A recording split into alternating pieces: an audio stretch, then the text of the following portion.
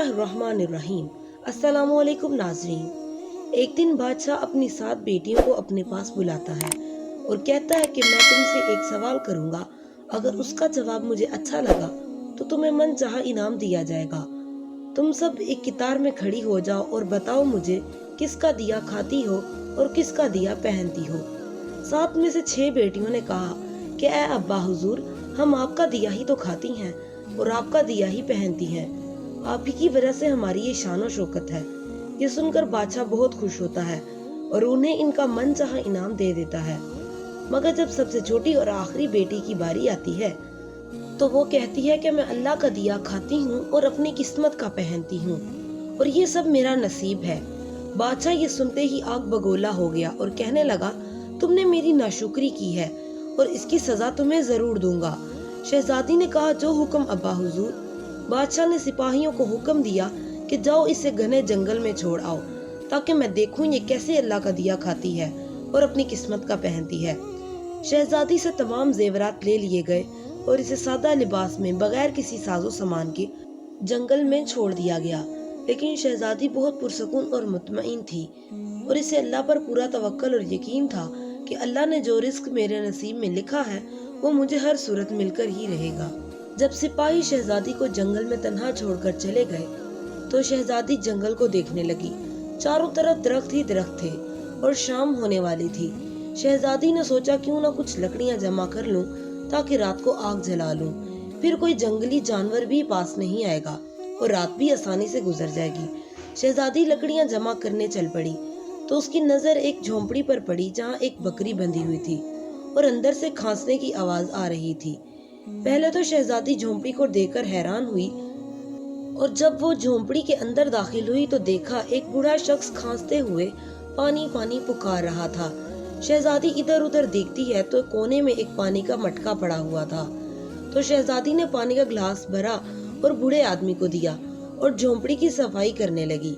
इतने में बूढ़ा शख्स शहजादी से पूछता है कि बेटी, तुम कौन हो और इतने बड़े जंगल में अकेली क्या कर रही हो। तो शहजादी उसे बताती है कि वो यहाँ कैसे पहुंची।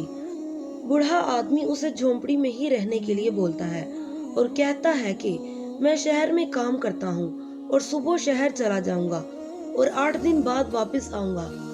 तुम यहीं झोंपड़ी में रहो क्योंकि यहाँ खाने का सारा सामान मौजूद है और पास ही में एक नदी है, तुम वहाँ से पानी का घड़ा भर सकती हो। शहजादी झोंपड़ी में रहने के लिए मान जाती है और सुबह होते ही बूढ़ा शख्स शहर के लिए निकल जाता है।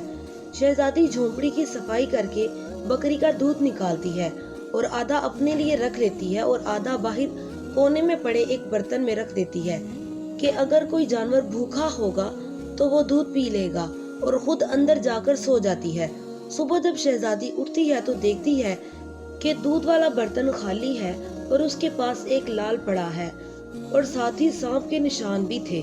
तो शहजादी को याद आता है कि बचपन में उसने सुना था जब कोई नायाब सांप खुश होता है तो वो एक खास किस्म का लाल उगलता है जिसकी कीमत हीरे जवाहरात से भी ज्यादा होती है। शहजादी समझ जाती है कि सांप भूखा था, इसलिए उसने खुश होकर ये लाल उगला है। शहजादी लाल को अपने पास रख लेती है और अगली रात शहजादी फिर बर्तन में दूध रख देती है और अगली सुबह देखती है फिर उसी तरह का एक लाल पड़ा हुआ है।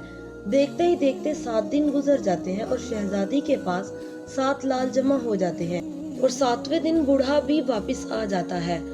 शहजादी उसे लाल दिखाती है और सारा वाकया बयान करती है और बूढ़े आदमी को 3 लाल दे देती है और कहती है, शहर जाकर ये बेच दो और आते वक्त अपने साथ महल बनाने वाले मजदूर ले आना।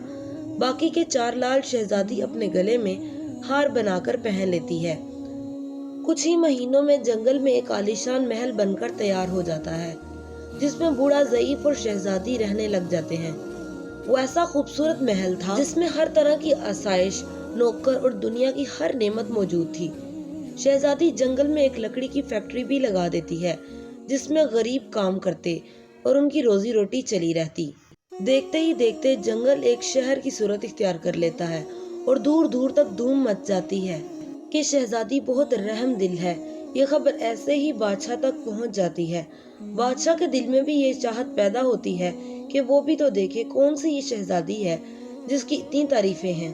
ایک دن بادشاہ اپنے سپاہیوں کو حکم دیتا ہے کہ شہزادی کے پاس میرا پیغام لے کر جائیں۔ سپاہی بادشاہ کا پیغام لے کر شہزادی کے پاس جاتے ہیں تو شہزادی حکم دیتی ہے کہ بادشاہ سلامت ہمیں صرف ایک ہی صورت میں مل سکتے ہیں کہ اگر وہ اپنی تمام بیٹیوں کے ساتھ آئیں گے۔ سپاہی جا کر بادشاہ کو پیغام دے دیتے ہیں۔ ایک دن بادشاہ اپنی بیٹیوں کے ساتھ شہزادی کے محل پہنچ جاتا ہے۔ شہزادی منہ پر نقاب کر کے ان سے ملتی ہے اور انہیں طرح طرح کے کھانے پیش کیے جاتے ہیں۔ محل اور شہزادی کی شان و شوکت دیکھ کر بادشاہ اور شہزادیاں حیران رہ جاتی ہیں۔ آخر میں بادشاہ شہزادی کو کہہ ہی دیتا ہے کہ تم میری بیٹی کی جگہ ہو، پھر ہم سے پردہ کیوں؟ بہت اصرار پر شہزادی مان جاتی ہے اور کہتی ہے کہ میں تیار ہو کر آتی ہوں۔ سب شہزادیاں آپس میں سرگوشیاں کرنے لگتی ہیں کہ اتنی تو تیار ہے اور کتنا تیار ہو کر آئے گی۔ کچھ دیر بعد وہ سب دیکھتے ہیں کہ کوئی خستہ حال کپڑوں میں کوئی لڑکی ان کی طرف آ رہی ہے۔ غور کرنے پر بادشاہ کو معلوم ہوتا ہے کہ یہ اس کی ہی بیٹی ہے۔ بادشاہ نے سوچا تھا کہ اسے کوئی جنگلی جانور کھا گئے ہوں گے اور اس نے اپنے سپاہیوں کو بھی خبر لینے بھیجا تھا، لیکن انہوں نے بھی یہی بتایا تھا کہ وہاں شہزادی کا کوئی نام و نشان نہیں تھا۔ تو یہ کیسے ممکن ہے؟ بادشاہ خوشی سے کہتا ہے کہ شہزادی کو بلاؤ، میں تمہیں آزاد کرا کے لے جاؤں گا۔ یہ سن کر شہزادی بولی، نہیں ابا حضور، میں ہی وہ شہزادی ہوں۔ میں نے آپ سے نہیں کہا تھا کہ میں اپنے رب کا دیا کھاتی ہوں اور اپنی قسمت کا دیا پہنتی ہوں؟ بس اسی اللہ نے مجھے کہاں سے کہاں پہنچا دیا ہے، اور دیکھیں آج میں آپ سے بھی زیادہ امیر ہوں۔